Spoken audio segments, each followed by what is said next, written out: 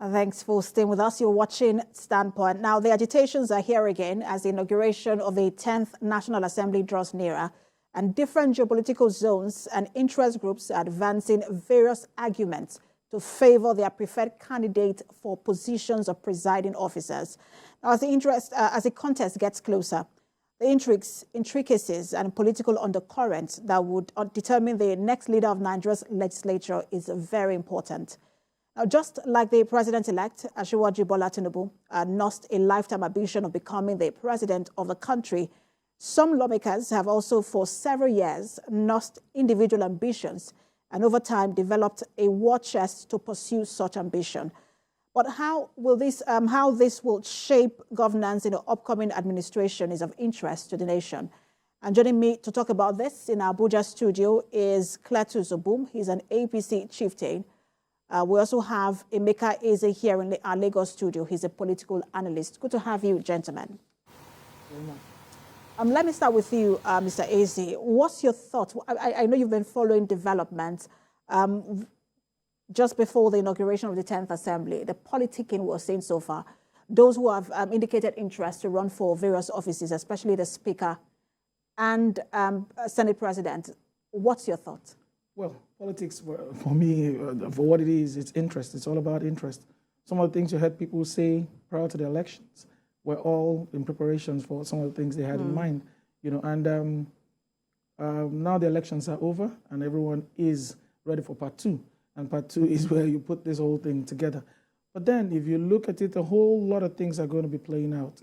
And I don't envy the president-elect because this is where a lot of decisions will have to be made. I do not envy the party leadership because a lot of thinking, a lot of careful deliberation, good decisions have to be made. Because now it's going to be on one side, it's going to be making sure that those who played active role in ensuring that victory was achieved are taken care of. And another is to ensure that you create, an atmosphere of inclusion where everyone, relatively is accommodated. And that's what zoning, is about. And then, on another hand, is to ensure that there's a balance. For some positions are considered more lucrative than others, and so people are going to be looking at level of, the input that people made during the election. So you wouldn't expect the zone who probably gave so much to a candidate who won elections to get more than a zone, less than a zone who didn't, in quotes, give that much. So too many things are going to be looked at. It's going to be about interest. It's going to be about paying back people for the good deeds, in quote, the good deeds they've done. It's going to be about selecting those who have the experience, the wherewithal to handle these positions in the House. Because take it or leave it, any mistakes made, in picking the right people to run the National Assembly would be the big blow. And we'll get to that shortly, whether, reward or balance it should take priority. But let me get to Mr. Cletus Obum in our Abuja studio. You listened to Mr. Eze here speaking about how this should play out, rewarding those who have given so much to the party, and then not expecting those who did not give so much to the party shouldn't expect so much. But some have also spoken about balancing the ticket.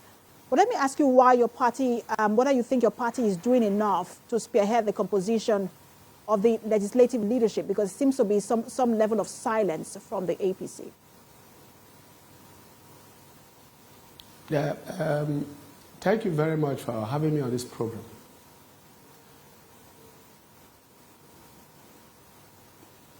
I've lost contact. Mr. Obum, can you hear me now? I can hear you. I lost contact. All right, so I was asking you if you think your party is doing enough to spearhead the composition of the legislative leadership, because some say that your party has been too silent. Well, again, lost.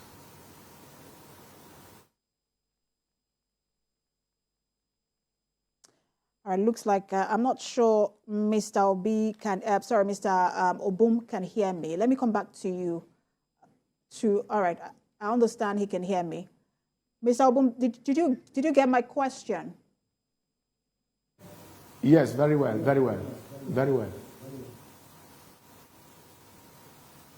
So, all right, so my question is... To the point... All All right. Go ahead, please. I must say that APC is not silent. There is so much going on, and so much work going on within the party, and especially within the leadership of the party. Remember that after the banana peel of 2015, the party had a lot of lessons to learn. And because of that, 2019, there was a lot of addressing and undressing a lot of the issues that characterized the 2015 National Assembly leadership, which pushed and pitched the National Assembly against the executive. But by 2019, during that repair, by 2023, you will understand why APC is not upbeat, because we are now more confident, we are now more organized, and we have learned our lessons. And so the leadership is taking its time to look at what it is. But no matter what the party does, one thing is very clear. And I am happy that my brother Eze has made the point clearly that there must be reward for hard work. A system in which you work so hard and get so little discourages political activity and loyalty. All forms of loyalty must be sufficiently rewarded. There must be servicing of loyalty. So if everybody sits back and waits for balance, because there is a delicate problem between the issue of balance, equity, fairness, and the issue of rewarding hard work. In the political game, it is hard work that has to be rewarded first. Otherwise, you are going to get people waiting for others to work, and then they come and take it on the basis of equity and balance. If you do not win an election, you don't expect the reward for winning an election. And you don't expect to be rewarded for losing an election. I give you the statistics. In the entire South-South, for example, where I come from, and this entire Southeast, because if you look at it, I'm sure that you are going to drift into the issue of zoning later on. But to cut a long story short, because this program is timed, let me give you the statistics of what transpired.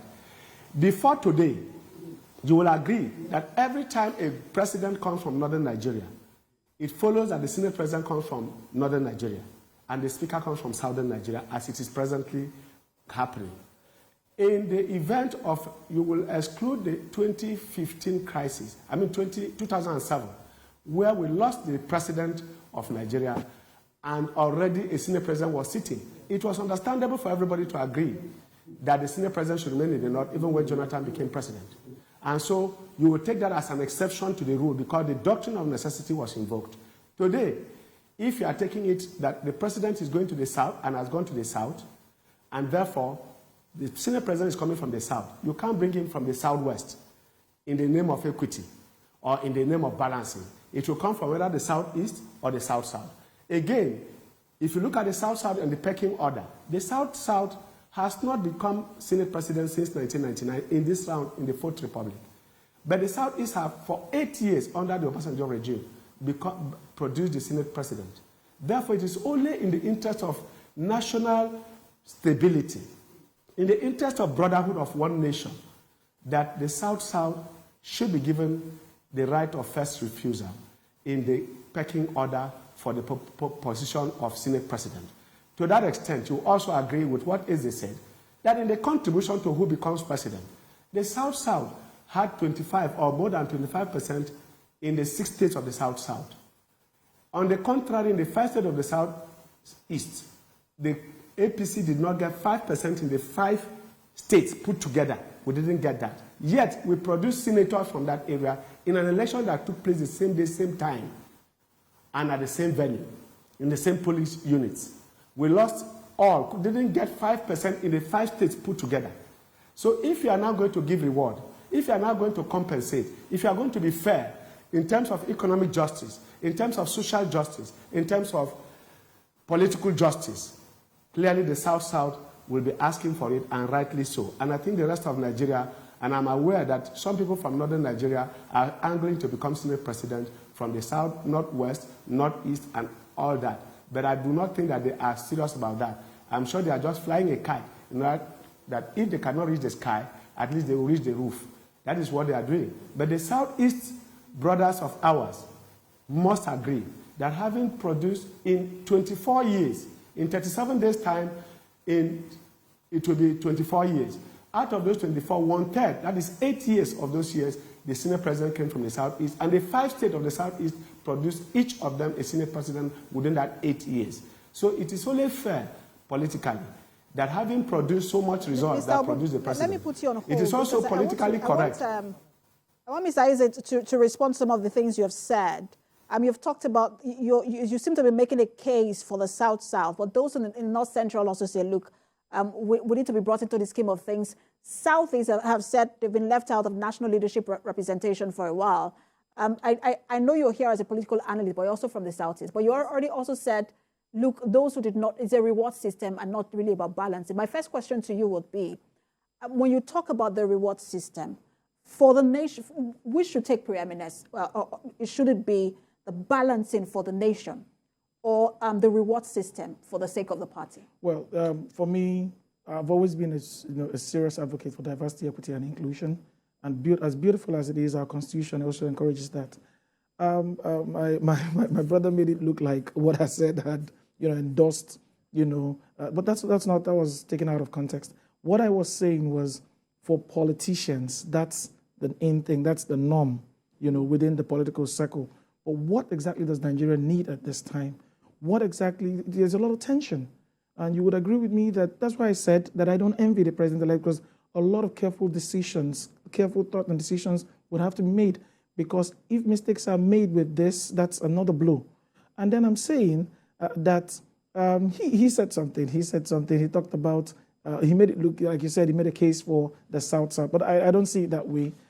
For me, the first thing we'll look at, if you're saying the South-South haven't, gotten the Senate president, in a number of years, and you're also not telling us if the South-South has gotten the presidency within those period of time. So we're talking balance here. We're not talking about just the Senate presidency or the speakership of the House of Assembly.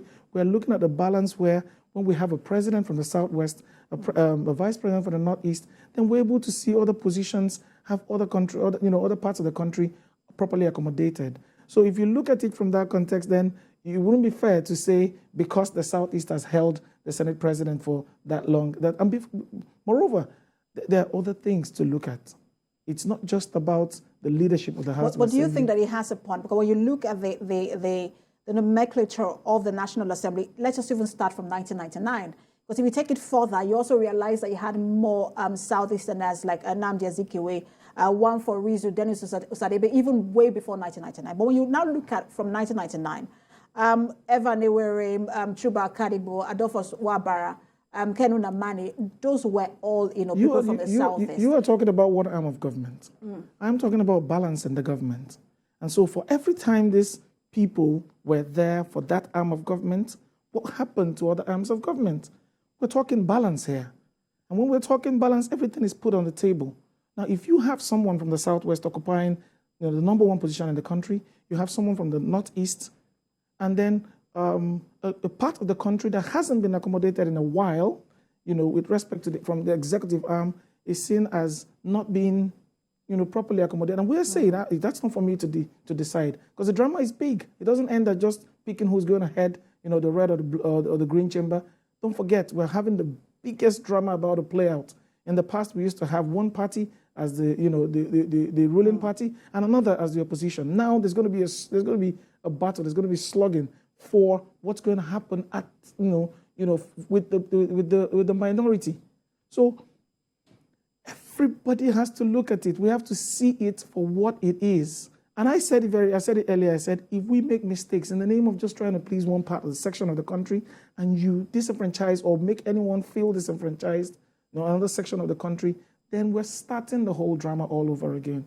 And don't forget, like I said the last time I came on the show, I said, in healing wounds, you don't beat a child and tell the child how to cry. It's important for us to begin to look at ways to ensure that everyone is accommodated, and the things that we say we're going to be doing, we're going to be doing them.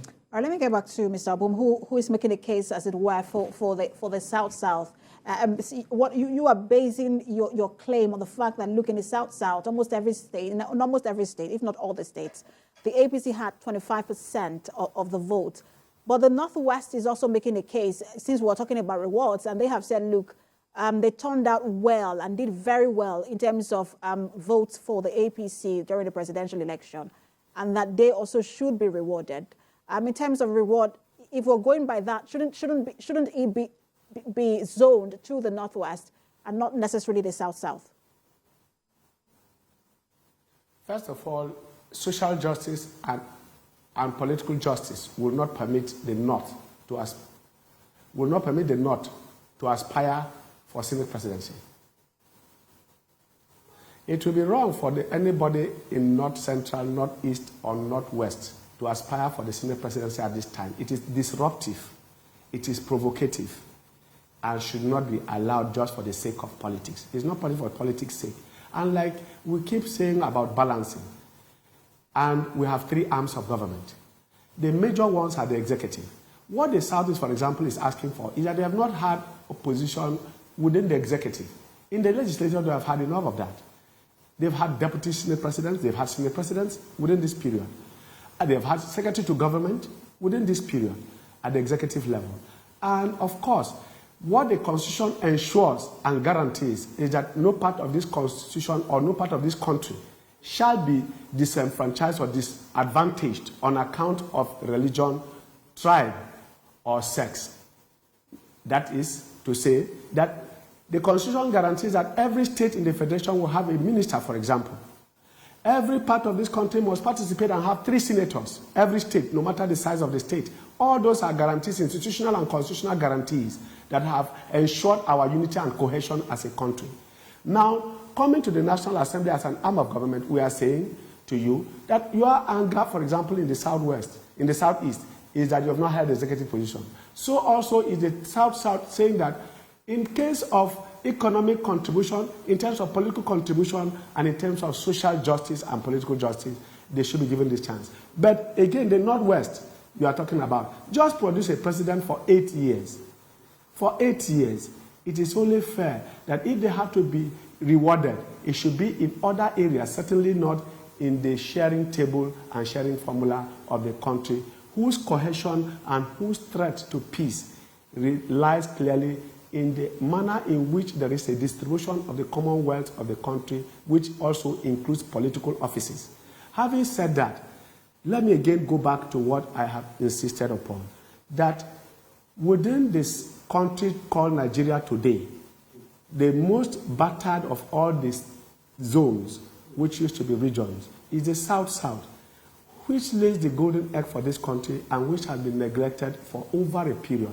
And you remember that in the past, this has led to a lot of agitations manifesting in such violent convulsions like the militancy in the Niger Delta, which brought about a drop in the oil production and therefore oil revenues, which running a mono economy becomes a major crisis. We do not want to get back to those things. In the Southeast, for example, the agitation for control of executive power, the agitation for that there was negligence of that area has brought us to what we are seeing, the kind of militancy we are seeing in that area, from IPOD to ESN and all that. All this have to be taken care of in the careful distribution. And I agree with Eze that it is a very tenuous period for our country, that we are on tenterhooks because presently not giving equitable distribution of resources and positions in this present dispensation will lead to further agitations that will increase and exacerbate and indeed escalate our violent nature as it is today, from the banditry in the north through the militancy in the southeast, and of course the subdued anger in the south-south. So for me, I imagine that what should be going on in the minds of everybody is how to settle out, because if you don't have a stable country and a peaceful country, all we are asking for will amount to nothing. You will just be sitting as a president or senate president and cannot act and add anything to your country and to the betterment I'm sure that of you your know citizens. that all of this agitation isn't just in the South-South, but we'll talk about it when we return from this commercial break. Stay with us.